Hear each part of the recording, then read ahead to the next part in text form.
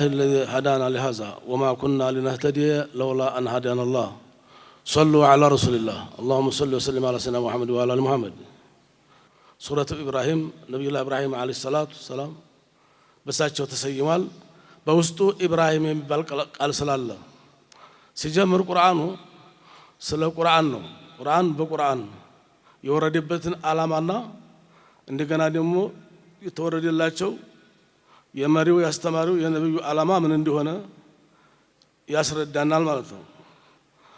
አሊፍ ላም ራ ይህ ሆያት መጻረ ቃላት ምስጢሩ ሩቅ ነው እንደው والله ዓለም ብሎ ማለፉ የተሻለ ነው ይላሉ ብዙ ዑለማዎች።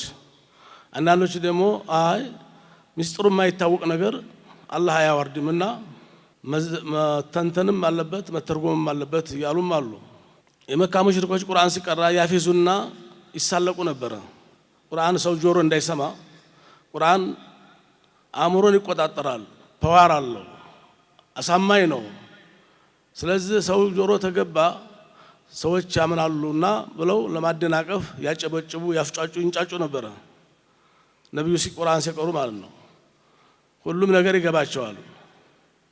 እና ምን አላቸው አሊፍ ላም ራ ሲል ይሄ ለነሱ ዱብዳ ነው አይታወቅም ምን ይያለ ነው ሲሉ ቢያንስ ቀጣውን ነገር እንዲሰሙ እነሱ ጋበታል መፍጠር አላህ የተጠቀመው አነጋገር ነው ይላሉ። አንዳንዶች ደግሞ አሊፍ ላም ራ ማለት እዚህ ቦታ ላይ አሁን እኔ አላህ ነኝ አራ እማላየው ነገር የለም። ይህ ቁርአን ከየት እንደመጣ በራሱ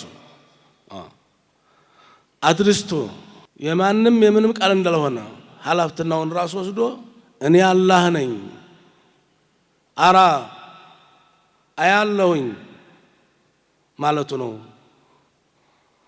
ማ ተቁሉና ወማ ተዕመሉን የምትናገሩትን ነገር እሰማለሁ የምትሰሩትን ነገር ሁሉ አያለሁ ከኔ የሚሰወር ነገር ምንም ነገር የለም። የቀሰም ነው ቃለ መሐላ ነው። ኪታቡን ሀዛ ኪታቡን የእጃችሁ ላይ ያለው ኪታብ ብሎ ዝም ነው ይላል አላህ በሌላው ሱራ መጀመሪያው ምዕራፍ ላይ ሁለተኛው ምዕራፍ ላይ ላ ረይበ ፊህ እንዳለው ማንም ተናጋሪ ማንም ጸሐፊ ይቅርታ ይጠይቅ ይችላል። አላህ ግን ይቅርታ አይጠይቅም። ላነበበውና ለተረዳው ኪታብ ብሎ ዝም ነው እንዳለው ይህ ኪታብ የወረደበት ዓላማና ግቡ አንዘልናሁ አውርደነዋል ይላል።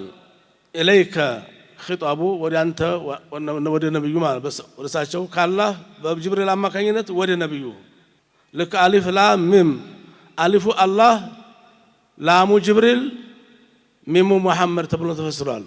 ቀጣ ካላህ በጅብሪል አማካኝነት ለሙሐመድ የመጣ ነው የማንም ቃል የለበትም ብሎ እንደጀመረ